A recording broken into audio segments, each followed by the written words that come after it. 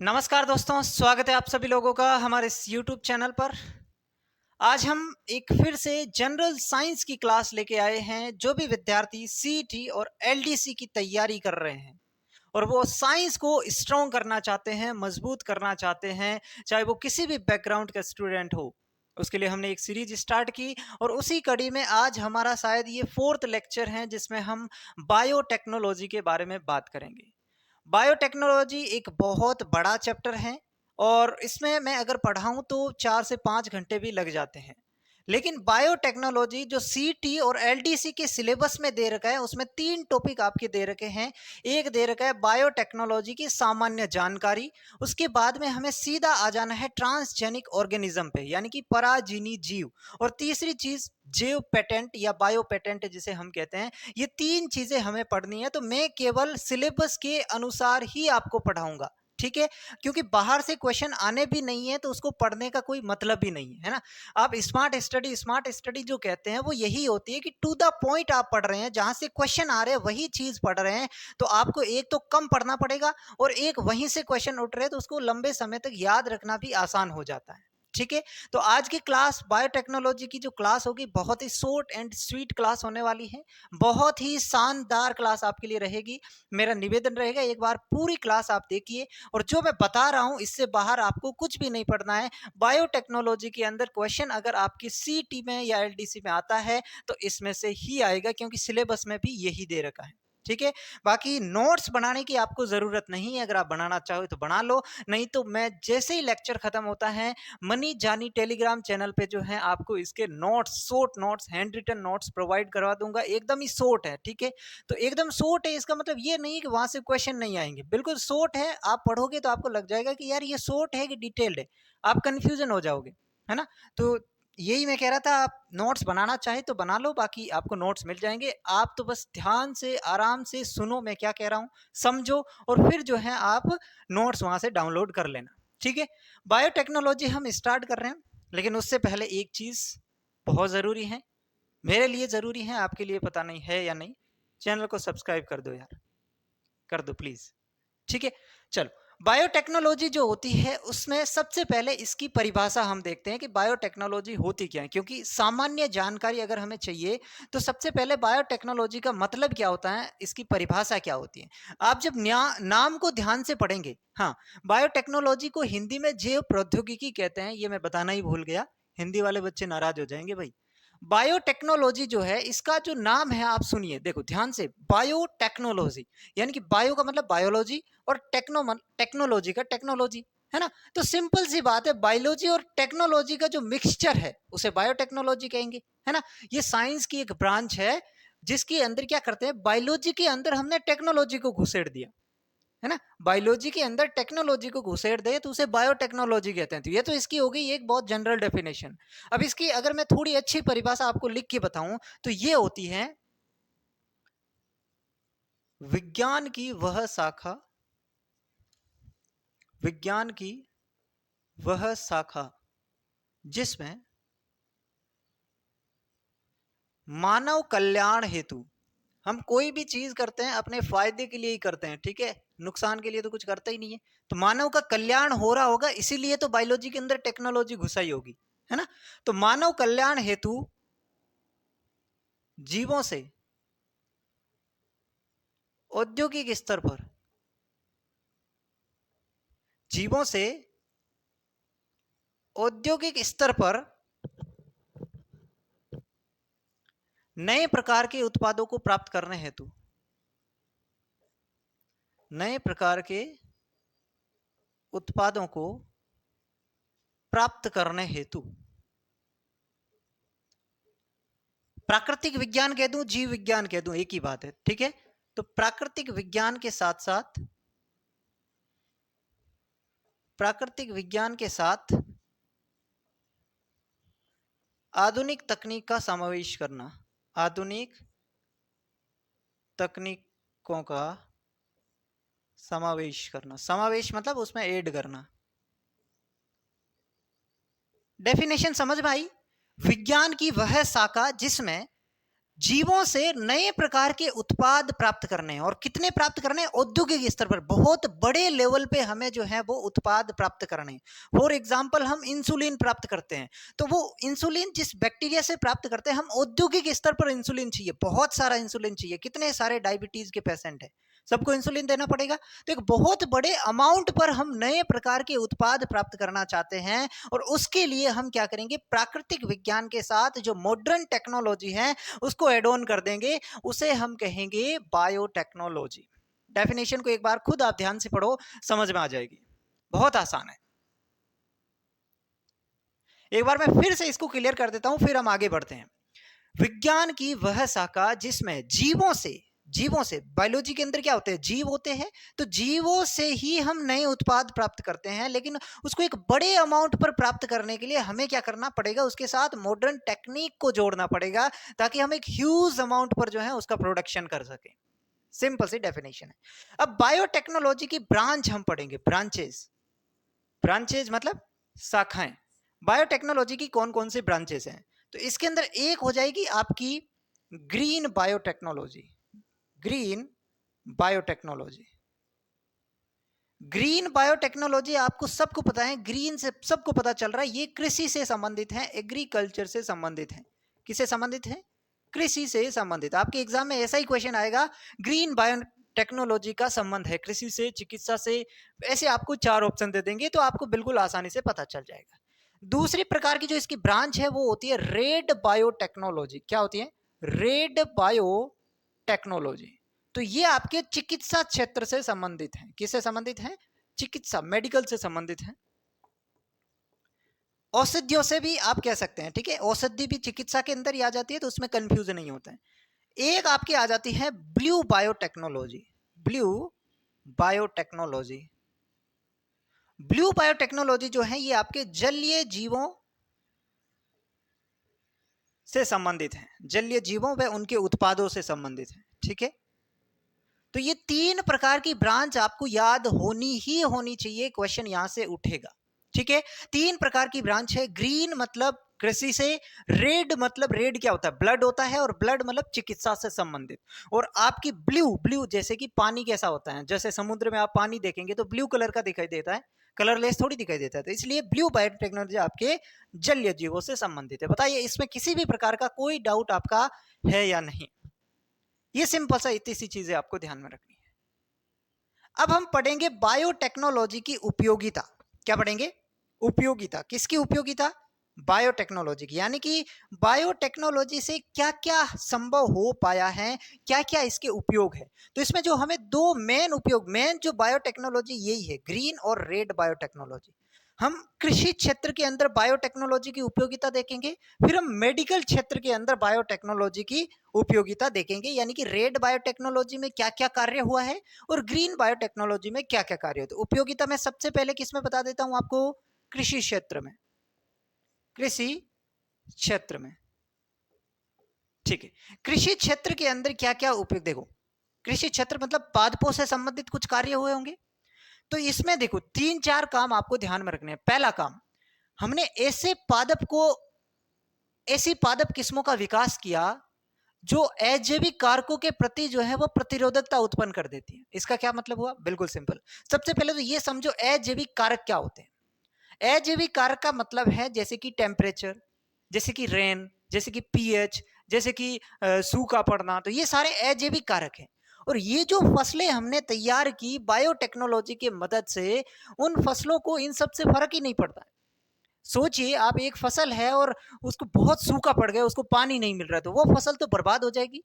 लेकिन बायोटेक्नोलॉजी से जो हमने किस्म तैयार की, उसको सूखे से कोई फर्क ही नहीं पड़ रहा, वो अपने आप ही ग्रो कर रही है। उसके अंदर हमने ऐसे जीन डाल दिए, या बायोटेक्नोलॉजी की मदद से उसको कुछ इस प्रकार से मॉडिफाई कर दिया उस पादप को, जिससे वो जीन अब इन सब चीजों की परवाह ही नहीं करता है, वो अपने ही अंदर मस्त मगन है, ठीक है। तो ये आपको ध्यान रखना है, पादपों की अजैविक कारकों के प्रति, अजैविक कारकों, अब अजैविक कारक कौन से मैं लिख देता हूं, ताप, सूखा, सूखा पड़ना समझते हो ना, पीएच, बहुत सारे हो सकते हैं, मैंने 2-3 बताए। अजैविक कारकों के प्रति प्रतिरोधकता। ठीक है, दूसरा इसका बिल्कुल सेम ही है। दूसरा क्या हो जाएगा, पादपों की जैविक कारकों के प्रति प्रतिरोधकता। जैविक कारकों के प्रति प्रतिरोधकता, इसका क्या मतलब हुआ? जैविक कारक कौन से होते हैं? बिल्कुल विषाणु, जीवाणु, कवक, ये सारे क्या है? जैविक कारक हैं। मतलब कि हमने एक ऐसी फसल तैयार कर दी जिससे न तो कोई विषाणु उसको रोग कर सकता है, उसमें पैदा कर सकता है, नहीं कोई कवक द्वारा जनित बीमारी उसमें हो सकती है। यानी कि उसको कोई, ये जो जितनी भी बीमारी फैलती है इनके प्रति ये जो फसल है वो रेजिस्टेंस है, प्रतिरोधकता है, इनके अंदर ये बीमारी नहीं हो सकती। क्यों नहीं हो सकती? क्योंकि हमने उसके अंदर कोई ऐसा जीन डाल दिया और वो जीन कुछ ऐसी प्रोटीन बनाता होगा जिससे इन जीवों की मृत्यु हो जाती है। हम आगे पढ़ेंगे बीटी कोटन, तो वो भी एक प्रकार की इनके प्रति प्रतिरोधी किस्म है ना। तो ये आपको ध्यान में रखना है कि ये बायोटेक्नोलॉजी से हुआ। और क्या हुआ? ये पादप अधिक दक्षता से पोषक तत्वों का उपयोग कर पाएंगे। मतलब जो खनिज या पोषक तत्व होते हैं उनको भी ये बहुत अधिक दक्षता से उसका उपयोग करेंगे, और जितने ज्यादा उनको पोषक तत्व मिलेंगे फसल उतनी ज्यादा क्या होगी? अच्छी होगी। तो ये इनके अंदर कुछ हमने डाला जिसकी वजह से ये संभव हुआ। और क्या हो सकता है? और आप ये मान सकते हैं कटाई पश्चात की हानि भी कम हो गई। इसका क्या मतलब हुआ? मान लो सब्जियां हैं, तो सब्जियां को आपने एक बार वहां से तोड़ लिया तो उसके 3-4 दिन बाद वो सड़ने लग जाती है, तो फिर वो तो खराब होगी ना। मान लो बिकी नहीं दुकान पे, आधी सब्जी बिकी है और आधी नहीं बिक रही है, 3-4 दिन हो गए, तो वो तो खराब होगी, सड़ गई, तो फिर वो फसल जो है वो नष्ट हो गई। तो हमने क्या किया? ऐसी फसलें तैयार की जो लंबे समय तक खराब ही नहीं हो, है ना। 10-15 दिन उसका इतना जो जीवन काल है उसका बढ़ा दिया। तो फिर ये जो है, ये सारे के सारे जो मैंने फैक्टर बताए, ये सारे किसकी वजह से संभव हो पाए? तो बायोटेक्नोलॉजी की वजह से संभव हो पाए। अब आप सोचिए कितनी इंपॉर्टेंट है बायोटेक्नोलॉजी। ये सिर्फ मैंने कृषि क्षेत्र की बात की है, हर अलग अलग क्षेत्र में बायोटेक्नोलॉजी का बहुत ज्यादा उपयोग है, आप समझ सकते हैं। अब दूसरा मैं पढ़ाऊंगा रेड बायोटेक्नोलॉजी में क्या होता है। देखो दूसरा क्या है, उपयोगिता के अंदर ही मैं बात कर रहा हूं। ये फर्स्ट हो गया, ये सेकेंड हो गया। अब हम बात करेंगे चिकित्सा क्षेत्र में। चिकित्सा क्षेत्र में क्या बायोटेक्नोलॉजी का उपयोग है? तो सबसे पहले इसके अंदर आपको याद रखना है, चिकित्सा क्षेत्र के अंदर gene therapy. Gene therapy, gene therapy क्या होती है? बहुत ही सिंपल है। जैसे आपको कोई भी बीमारी हो गई तो आप क्या करेंगे? उस बीमारी का इलाज करवाते हैं बिल्कुल। आप कहेंगे सर ये क्या बात हुई, बीमारी का तो इलाज ही कराना पड़ेगा। हम उसका ट्रीटमेंट लेते हैं, लेकिन बायोटेक्नोलॉजी ने क्या किया कि वो जो बीमारी हुई है वो किस जीन की वजह से हुई है? कोई ना कोई जीन आपके शरीर में खराब हुआ होगा, उसकी वजह से वो बीमारी उत्पन्न हुई। बायोटेक्नोलॉजी की मदद से हम क्या करते हैं? उस जीन को ही रिप्लेस कर देते हैं। रिप्लेस करने का मतलब जो खराब जीन है उसको हमने निकाल दिया और उसकी जगह हमने सही जीन जो है, हमारा एकदम बढ़िया जीन है, उसको वहां पे इंसर्ट कर दिया, वहां पे लगा दिया। तो वहां पे जो बीमारी का मेन कारण था उसी को हमने चेंज कर दिया। अब हमें ट्रीटमेंट लेने की आवश्यकता नहीं है, लंबे समय का इंतजार करने का जरूरत नहीं है, क्योंकि जीन थेरेपी की वजह से हम जो विकृत जीन है उसको सही जीन से, बढ़िया जीन से रिप्लेस कर देते हैं। तो ये एक बहुत ही बढ़िया टेक्निक है। दूसरी इसके अंदर जो आ जाएगी आपकी, वो आ जाती है मोलिक्यूलर डायग्नोसिस। मोलिक्यूलर डायग्नोसिस का मतलब जांच होता है, मोलिक्यूलर मतलब आणविक जांच। इसमें क्या होता है? देखिए, मान लो किसी को HIV हो गया। HIV एक वायरस जनित रोग है, सबको पता है। HIV अगर किसी को हो गया तो उसको कब पता चलेगा?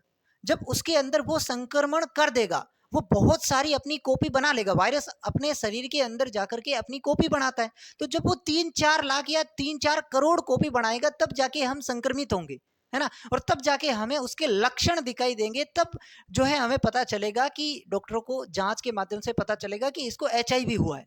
लेकिन बायोटेक्नोलॉजी क्या करता है कि आपके अंदर मान लो HIV प्रवेश कर गया, और एक दो ही है अभी जो है वो वाहक के रूप में काम कर रहा है। आपको अगले भविष्य के अंदर ये बीमारी होने वाली है क्योंकि उसके बहुत ही थोड़े से सैंपल आपके अंदर मिल रहे हैं, तो उसको भी ये पहचान लेती है मोलिकुलर डायग्नोसिस के माध्यम से। समझ रहे हैं मेरी बात को? आपके शरीर में अगर एक या दो वायरस भी एचआईवी के प्रवेश किए हैं तो उसको भी ये जांच में ले लेता है। इतनी तगड़ी जांच होती है मोलिकुलर डायग्नोसिस। तो उससे आपको एक या दो वायरस से आप बीमारी से ग्रस्त तो नहीं होंगे, ठीक है, वो जब बहुत सारी कॉपी बनाएंगे तब जाके ग्रस्त होगी, तो उससे पहले ही इसका पता लगा लेना और फिर जांच शुरू कर देना, तो ये कितना बेहतरीन होगा। बिल्कुल। तीसरा इसके अंदर आ जाएगा थेराप्यूटिक प्रोडक्ट्स का निर्माण। थेराप्यूटिक प्रोडक्ट्स का निर्माण यानी कि बायोटेक्नोलॉजी की मदद से हम अलग अलग प्रकार की ड्रग्स या थेराप्यूटिक प्रोडक्ट्स जिन्हें कहते हैं उसका भी निर्माण करते हैं। तो ये आपको समझना है उपयोगिता के आधार पर यूज क्या है बायोटेक्नोलॉजी का, जिसमें मैंने दो क्षेत्र के अंदर, एक कृषि क्षेत्र में बायोटेक्नोलॉजी से क्या क्या संभव हुआ और एक चिकित्सा क्षेत्र में बायोटेक्नोलॉजी का क्या क्या उपयोग है, इसे हमें सीखना है और यहीं से क्वेश्चन आपका बनेगा। तो ये सारी चीजें मैंने आपको बताई। अगर आपको नोट करना है तो नोट कर लो, नहीं तो आपको नोट्स तो मिलने ही वाले हैं। ठीक है, चलो अब हम नेक्स्ट टॉपिक पे हम आएंगे, तभी के लिए आप इतना जो है इसका स्क्रीनशॉट ले लीजिए।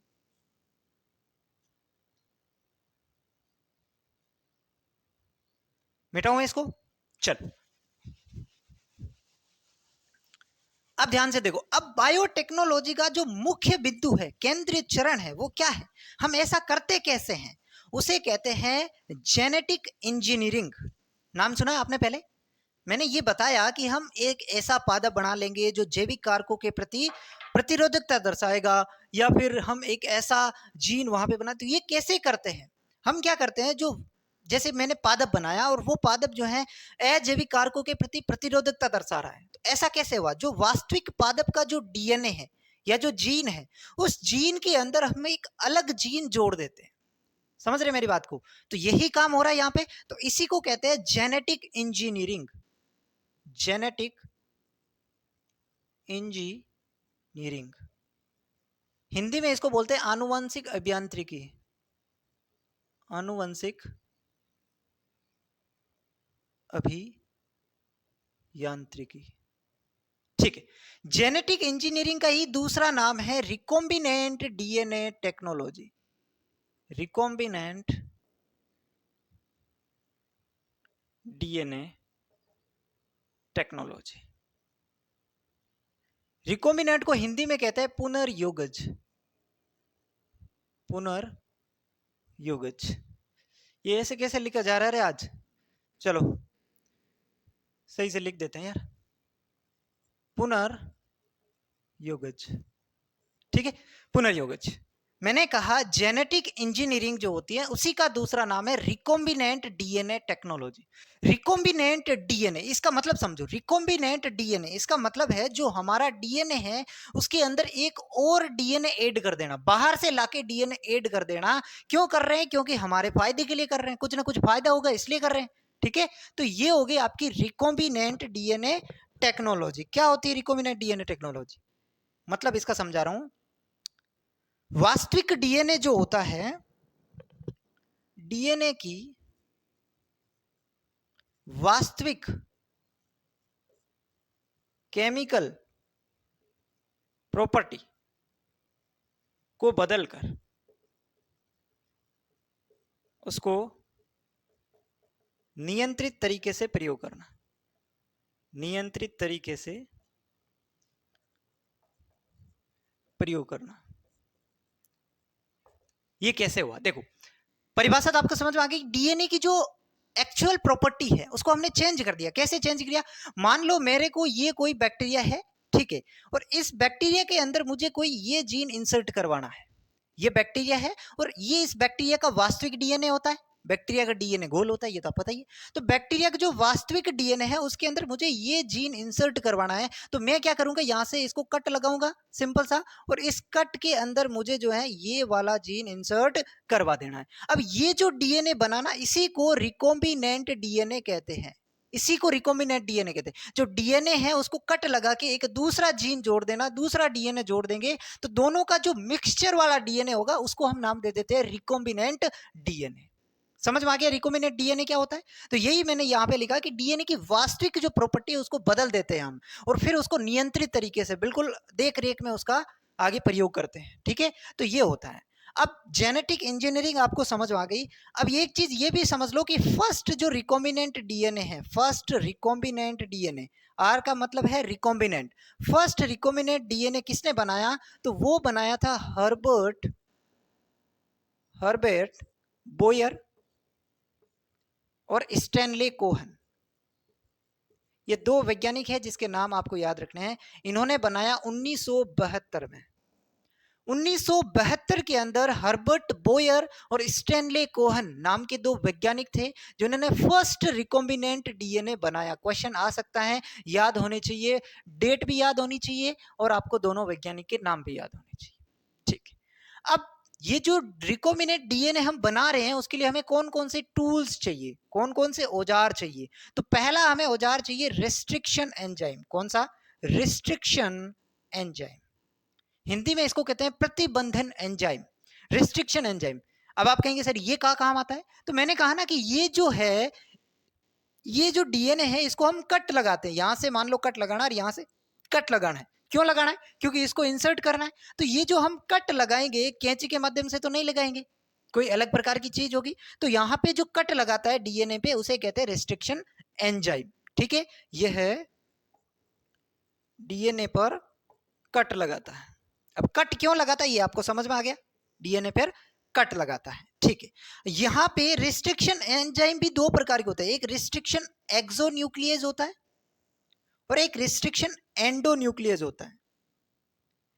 रिस्ट्रिक्शन भी दो प्रकार के होते हैं, एक रिस्ट्रिक्शन एक्सोन्यूक्लियेज, एक रिस्ट्रिक्शन एंडोन्यूक्लियेज। यहां पे जो कट लगाने का काम करेगा वो एंडोन्यूक्लियेज वाला करेगा। तो यहां पे आपको रिस्ट्रिक्शन एंजाइम दे दे तब तो ठीक है, लेकिन रिस्ट्रिक्शन एंडोन्यूक्लियेज दे दे तब आपको इस पे टिक लगाना है। ठीक है, एक्सोन्यूक्लियस पे नहीं लगाना है। और अगर ये कट लगा रहा है तो इसे क्या कहा जाता है? आणविक कैंची, यानी कि मोलिक्यूलर सीजर्स इसे कहा जाता है, आणविक कैंची।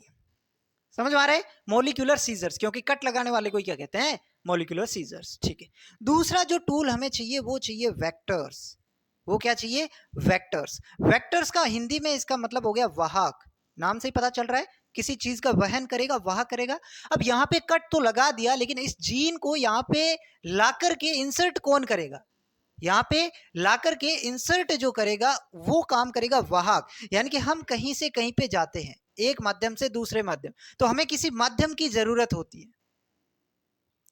चलो समझ में आया वेक्टर्स क्या है? एक बार मैं फिर से इसको एकदम क्लियर माइंड रख के समझा देता हूं। थोड़ा सा डिस्टरबेंस हो गया था बीच में, आपको पता चल गया होगा।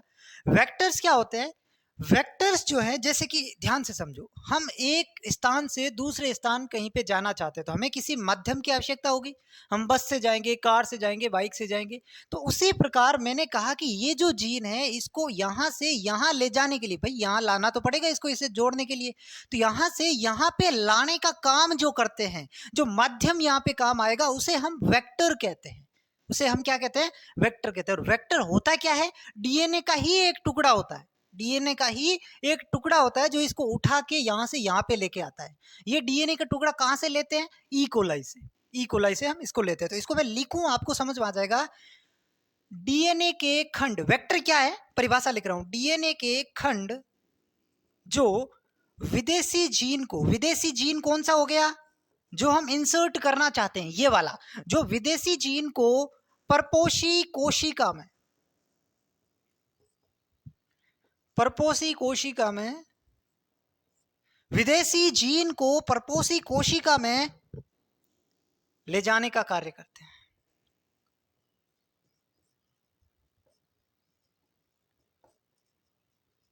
उसे वेक्टर कहते हैं। बहुत सिंपल सी परिभाषा है। अब ये जो डीएनए के खंड आते हैं ये कहां से हम प्राप्त करते हैं? ई कोलाई बैक्टीरिया से। ई कोलाई जीवाणु जो होता है उसे हम निकालते हैं और इसे हम वेक्टर नाम दे देते हैं। तो ये दो प्रकार के टूल है जो हमें रिकॉम्बिनेंट डीएनए बनाने के लिए चाहिए होते हैं, जो मोस्ट इंपॉर्टेंट है, जहां से क्वेश्चन बन सकता है। तो यहां से अब 3-4 तरीके के क्वेश्चन बन सकते हैं, कैसे भी। अगर आपको कॉन्सेप्ट पता है, कैसा भी क्वेश्चन आओ कोई दिक्कत नहीं है। चलो ठीक है, तो इसको आप स्क्रीनशॉट लेना चाहो तो ले लीजिए, नहीं तो फिर मैं आगे बढ़ता हूं। अगला हमारा जो टॉपिक होगा वो होगा ट्रांसजेनिक ऑर्गेनिज्म। मिटाऊं मैं इसको? चलो, अगला हमारा टॉपिक है ट्रांसजेनिक ऑर्गेनिज्म। हिंदी में कहते हैं पराजीनी जीव। पराजीनी जीव, पर मतलब दूसरा, जीन यानी कि जीन, और जीव यानी कि ऐसे जीव जिसमें दूसरे का जीन हो। मतलब परिभाषा लिखाने की जरूरत है क्या भाई? पराजीनी जीव, परा मतलब पर मतलब दूसरा, जीनी मतलब जीन, दूसरे का जीन रखने वाले जीव पराजीनी जीव कहलाते हैं। चलो लिख देता हूं, हमारा टॉपिक है ट्रांसजेनिक ऑर्गेनिज्म। ट्रांसजेनिक ऑर्गेनिज्म यानी कि पराजीनी जीव। परिभाषा लिखूं क्या? बहुत सिंपल है, ऐसे जीव, अब जीव कुछ भी हो सकता है, इसमें पौधे हो सकते हैं, इसमें जंतु हो सकते हैं, इसमें जीवाणु हो सकते हैं, कोई भी XYZ जीव हो सकता है। ठीक है, तो जीव मतलब जीव, समझ गए आप? ठीक, तो ऐसे जीव जिनकी जीनों को हेर फेर द्वारा परिवर्तित कर दिया गया।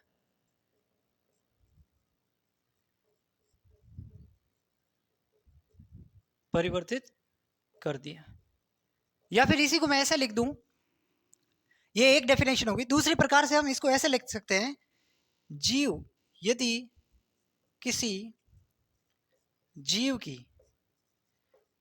के जीनोम में उपलब्ध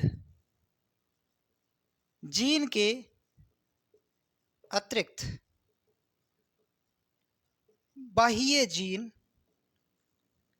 को निवेशित करना, निवेशित मतलब इंसर्ट करना, डालना, निवेशित करना मतलब उस जीव का जो जीनोम में उपलब्ध जीन है, उस जीनोम के अंदर जो जीन है उसके अलावा हम बाहर से कोई जीन डाल दे रहे हैं, तो वो प्रकार का जो जीव है उसे हम ट्रांसजेनिक ऑर्गेनिज्म कहते हैं। सिंपल सी परिभाषा है, ज्यादा इसको आप रटोगे तो भी समझ में नहीं आएगा, समझो इसको आसानी से। पराजीनी जीव मतलब ऐसे जीव जिनके जीनोम में जो जीन है उसके अलावा बाहर से कोई जीन डाल दिया गया है, तो वो फिर पराजीनी जीवों के अंतर्गत आएंगे। यानी कि उनकी जीनों के अंदर क्या कर दिया? हेर फेर कर दिया। कोई भी जीव हो सकता है, वो पौधे, जंतु, XYZ। ठीक, अब ये जो ट्रांसजेनिक ऑर्गेनिज्म है, इन्हें ही GMO कहा जाता है। इन्हें GMO फुल फॉर्म क्या होगी? Genetically modified organism. इन्हें GMO भी कहा जाता है। समझ में आ गई मेरी बात? इन्हें क्या कहा जाता है? GMO के नाम से भी जाना जाता है। तो ट्रांसजेनिक ऑर्गेनिज्म को ही GMO, जेनेटिकली मॉडिफाइड ऑर्गेनिज्म कहते हैं। तो अब ये हमें देखना है, ट्रांसजेनिक ऑर्गेनिज्म परिभाषा हमने देख ली, GMO भी इन्हें कहा जाता है। अब ये जो है जीव कौन से हो सकते हैं? मैंने बताया पौधे और जंतु दो प्रकार के हो सकते हैं। तो पहले हम पौधे पढ़ेंगे, कौन कौन से पौधे हैं जो ट्रांसजेनिक के अंदर आएंगे। फिर हम पढ़ेंगे कौन कौन से जंतु हैं जो ट्रांसजेनिक के अंदर आएंगे। समझ रहे मेरी बात को? समझ रहे हैं? तो सबसे पहले हम पौधे पढ़ते हैं। ठीक है, सबसे पहले हम क्या पढ़ते हैं? पौधे। ऐसे लिखो, ट्रांसजेनिक पौधे, ट्रांसजेनिक प्लांट्स। मतलब ऐसे कौन से प्लांट है जिसके अंदर हमने अलग जीन इंसर्ट करवाया। तो उसके अंदर सबसे पहले हमें पढ़ना है BT cotton. BT cotton, BT जो है इसका मतलब ये जो है एक जीन है जिसको बैसिलस थुरिंजियसिस, नाम ध्यान से सुनना, इसका बीटी का पूरा नाम है बैसिलस थुरिंजियसिस। बैसिलस थुरिंजियसिस, ये क्या है? देखो ध्यान से सुनो, समझ में आएगा। बीटी कोटन जो है इसको हमने बनाया, ये एक ट्रांसजेनिक ऑर्गेनिज्म है, मतलब इसके अंदर कोई जीन डाला गया है। क्यों डाला? क्योंकि जो कॉटन की फसल है, कॉटन मतलब कपास, जो कपास के पौधे हैं, नॉर्मली उसके अंदर बहुत सारे पीड़क, जो है पीड़क मतलब बहुत सारे कीड़े मकोड़े उसके पत्ते खा जाते हैं, फिर उसका जो फल होता है उसको खा जाते हैं और नष्ट कर देते हैं, पूरी फसल जो है वो चौपट हो जाती है। तो हमने क्या किया, उस कॉटन की एक ऐसी किस्म बनाई, एक ऐसी स्पीसीज बनाई जो उन कीड़े मकोड़ों को अपने आप ही खत्म कर दे। नहीं तो हमें क्या करना था, बहुत सारे वहां पे पीड़क नाशी जो हैं, पेस्टिसाइड छिड़कने पड़ते थे, कीटनाशक छिड़कने पड़ते थे, जिससे किसानों का बहुत ज्यादा खर्चा आता था। ठीक है, तो हमने क्या किया, एक ऐसी कॉटन बनाई जो कीड़े मकोड़ों को अपने आप मार देगी। अपने आप कैसे? जैसे ही वो उनको खाएंगे वो अपने आप मर जाएंगे, जैसे ही खाएंगे अपने आप मर जाएंगे। तो ऐसा कैसे संभव हुआ? हमने कॉटन का जो बीज है उसके अंदर एक जीन इंसर्ट कर दिया, एक जीन अंदर डाल दिया, क्योंकि ट्रांसजेनिक ऑर्गेनिज्म का मतलब ही होता है उसके अंदर एक अतिरिक्त जीन डालना। और वो जीन क्या कर रहा है? वो जीन एक सी प्रोटीन बना रहा है। जैसे ही वो प्रोटीन जो कीड़े मकोड़े हैं, कीट पतंगे जो भी है, उसको खाएगा तो वो उसके आंतों के अंदर छेद कर देगा, जिससे उसकी मौत हो जाएगी अपने आप। समझ रहे मेरी बात को? तो ये जीन हमने लिया कहां से? बैसिलस थुरिंजियसिस बैक्टीरिया जो है उससे लिया। ठीक है, इसलिए इसे बीटी कॉटन नाम दिया। बीटी कॉटन नाम क्यों दिया, समझ में आया आपको? क्योंकि जो कॉटन के अंदर जीन हमने डाला वो बैसिलस थुरिंजियसिस बैक्टीरिया से हमने लिया, इसलिए इसको बीटी कॉटन कहते हैं। ये जीन करेगा क्या? जीन एक प्रोटीन बनाएगा, क्राई प्रोटीन, है ना भाई। बीज के अंदर डाल दिया तो पूरे पौधे के अंदर वो अपने आप क्राई प्रोटीन बन जाएगी। जैसे ही कोई इसको खाएगा उसके आंतों में छेद हो जाएंगे। सिंपल सी बात है। तो बीटी कॉटन क्या है? एक पीड़क प्रतिरोधी पादप किस्म है। पीड़क प्रतिरोधी, प्रतिरोधी मतलब अपने आप उसको नष्ट कर देंगे। पीड़क प्रतिरोधी पादप किस्म। इसमें होता क्या है? इसमें कपास, कपास में एक जीन क्राई प्रोटीन डाल दिया जाता है, जो क्राई प्रोटीन का निर्माण करता है। क्राई जीन डाल दिया जाता है, क्राई जीन डाल दिया जाता है जो क्राई प्रोटीन बनाता है। अब जैसे ही कोई कीट इसको खाएगा, ये प्रोटीन उसके आंतों में छेद कर देगी, और छेद कर देगी तो उसकी क्या हो जाएगी? मृत्यु हो जाएगी, ऑब्वियसली बात है ना। तो ये बीटी कॉटन के बारे में आपको ध्यान में रखना है कि जो हमने बीटी कॉटन बनाया है ना, उसके अंदर क्राई प्रोटीन बन रहा है, क्योंकि क्राई प्रोटीन बनाने वाली जीन हमने डाल दी। और ये इसलिए डाली ताकि हमें जो है वो ज्यादा पीड़क नाशियों पे खर्चा नहीं करना पड़े, है ना। तो ये चीज है। अब यहाँ पे दो चीज आपको मैं बताना चाहता हूं। एक, इसके अंदर जो क्राई फर्स्ट ए बी होता है, ये किसके अगेंस्ट होता है? किसके प्रति प्रतिरोधी होता है? तो वो होता है इसके अंदर कॉर्म स्टेम के प्रति। ठीक है, क्राई फर्स्ट ए बी जो है ये अगेंस्ट कॉर्म स्टेम बोरर, ये नाम याद रखना। और क्राई सेकेंड ए बी व क्राई फर्स्ट ए सी, ये किसके अगेंस्ट होता है? ये आपकी किसके अगेंस्ट होता है? बोलवर्म के अगेंस्ट होता है, अगेंस्ट बोलवर्म। दिख रहा है ना आपको? ध्यान से समझो, मैंने यहाँ पे दो नाम लिखे हैं। एक क्राई फर्स्ट एबी जो है ना, ये किस प्रकार के पीड़कों के प्रति, किस प्रकार के कीटों के प्रति जो अगेंस्ट होगा? तो ये कॉर्म स्टेम बोरर, क्वेश्चन आता है यहाँ से तभी बता रहा हूँ। ठीक है, और क्राई सेकेंड एबी और क्राई फर्स्ट एसी जो है ये बोलवर्म के अगेंस्ट होता है। तो दो नाम याद रखना, एक कॉर्म स्टेम बोरर और एक बोलवर्म। कॉर्म स्टेम बोरर के लिए क्राई फर्स्ट एबी और बोलवर्म के लिए क्राई सेकेंड एबी और क्राई फर्स्ट एसी। ठीक है, ये इतनी सी चीज आपके बीटी कॉटन में आपको ध्यान में रखनी है, यहां से बहुत बार क्वेश्चन बनेगा। अभी ट्रांसजेनिक प्लांट का हमने एक एग्जांपल लिया है, बीटी कॉटन। अभी दो एग्जांपल मैं आपको और बताऊंगा, पहले आप इसका स्क्रीनशॉट ले लीजिए। मिटाओ मैं इसको। चलो, अब हम सेकेंड जो एग्जांपल लेंगे इस ट्रांसजेनिक प्लांट का, वो है आपका गोल्डन राइस। नाम सुना होगा, गोल्डन राइस।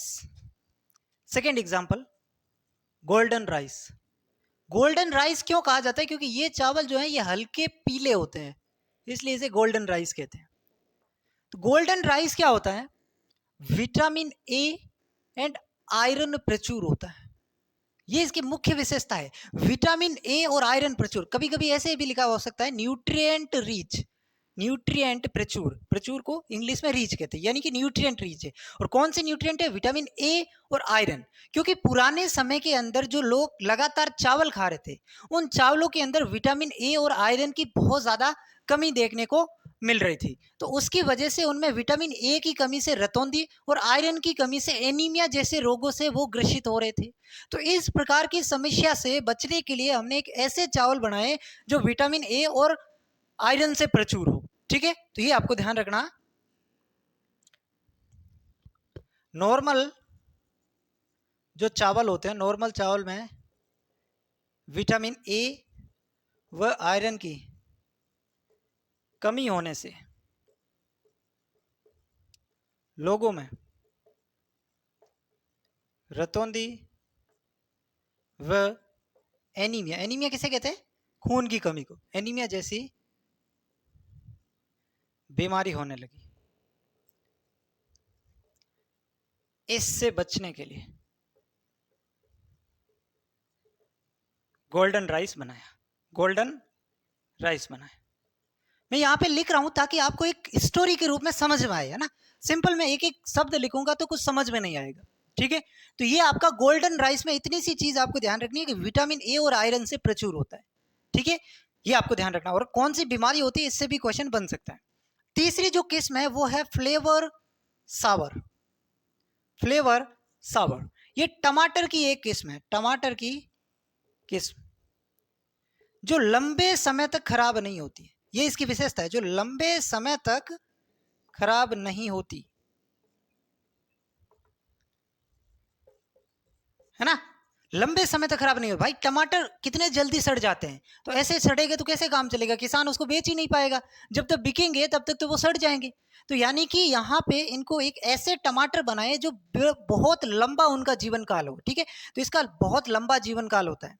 ठीक है, और ये कटाई पश्चात होने वाली हानि रुक जाती, कटाई पश्चात होने वाली हानि रुक जाती है। इसका क्या मतलब हुआ, समझ गए आप? कटाई पश्चात होने वाली हानि रुक जाती है मतलब जैसे ही टमाटर को आपने कट किया फसल को, तो उसके पश्चात आपकी हानि होगी ना, अगर वो सड़ रहे हैं तो।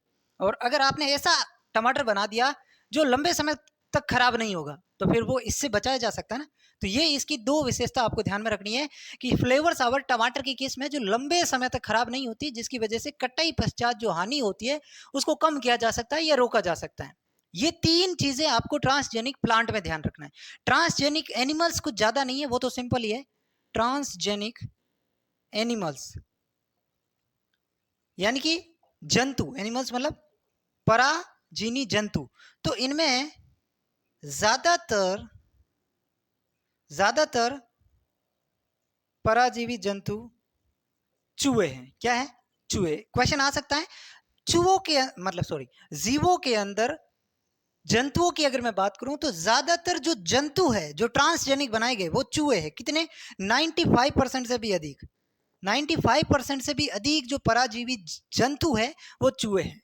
पहली ट्रांसजेनिक गाय जो बनाई गई, ट्रांसजेनिक गाय, वो रोजी थी। कौन सी थी? रोजी। और पहली ट्रांसजेनिक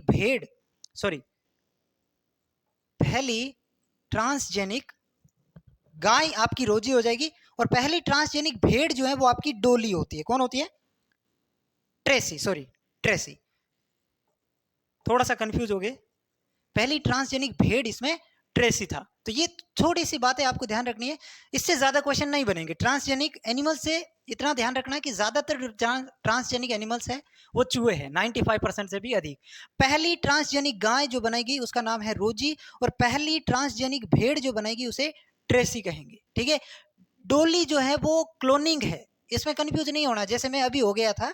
तो पहली ट्रांसजेनिक भेड़ ट्रेसी है, क्लोनिंग भेड़ जो है वो डोली है आपकी। ठीक है, तो ये थोड़ा सा आपको ध्यान में रखना है। और पहली ट्रांसजेनिक बंदर का नाम अंधी था, ANDI, ये बंदर था, फर्स्ट ट्रांसजेनिक बंदर। तो ये याद रख लेना। ठीक है, तो ये आपका ट्रांसजेनिक ऑर्गेनिज्म वाला पार्ट भी यहाँ पे समाप्त होता है। इसमें भी कोई ज्यादा चीजें नहीं पढ़नी है, जितना पढ़ाया गया है उतनी चीजें आपको ध्यान में रखनी है।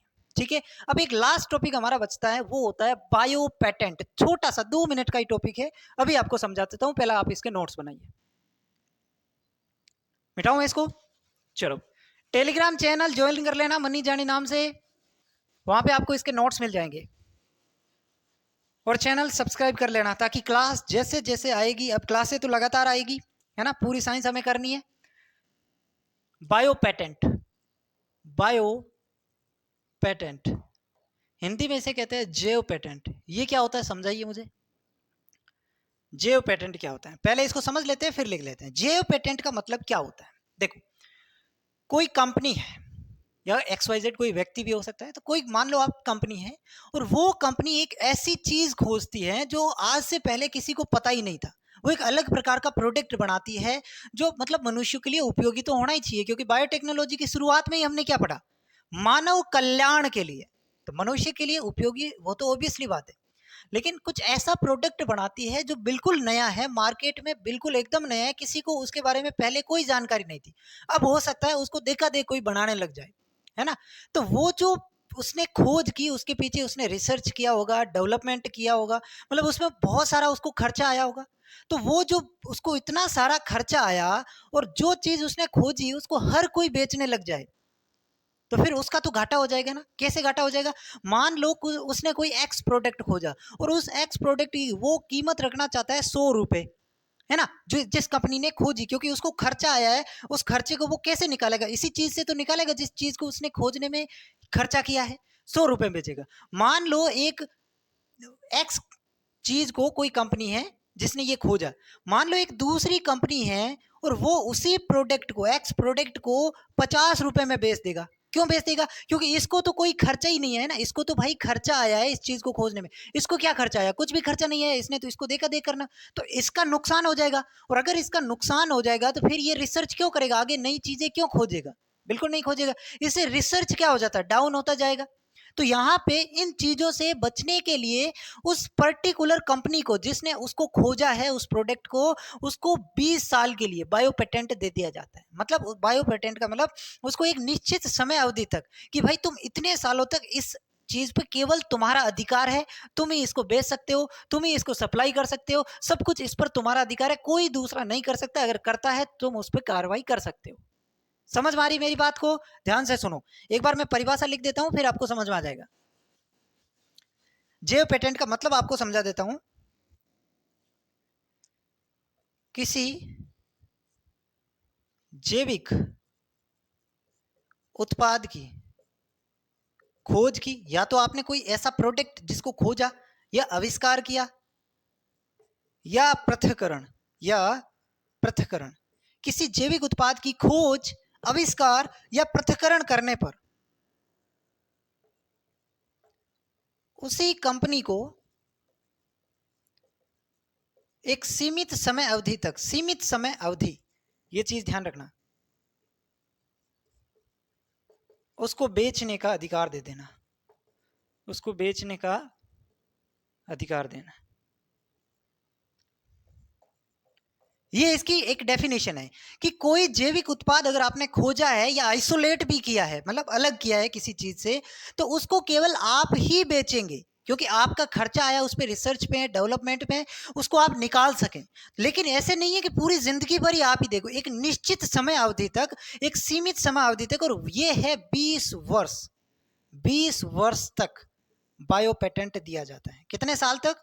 20 वर्ष तक बायो पेटेंट दिया जाता है। वर्तमान की बात कर रहा हूं मैं, वर्तमान में। आगे इसका अलग हो सकता है, आई डोंट नो, लेकिन वर्तमान में ये होता है। ठीक है, तो ये इतनी सी चीजें आपको ध्यान में रखनी। क्यों दिया जाता है? ताकि रिसर्च एंड डेवलपमेंट का खर्चा वो निकाल सके। बिल्कुल देसी भाषा में लिख रहे हैं जो आपको समझ में आ रहा है, और जिससे रिसर्च को और अधिक बढ़ावा मिले, रिसर्च को और अधिक बढ़ावा मिले, तभी तो लोग ज्यादा से ज्यादा खोज करेंगे। जैसे कि बासमती चावल है ना, कौन सी किस्म पे बायो पेटेंट दिया गया? जैसे कि बासमती चावल, तो ये एक चावल की किस्म है जिसपे बायो पेटेंट दिया गया है। ठीक है, तो समझ में आ गई मेरी बात?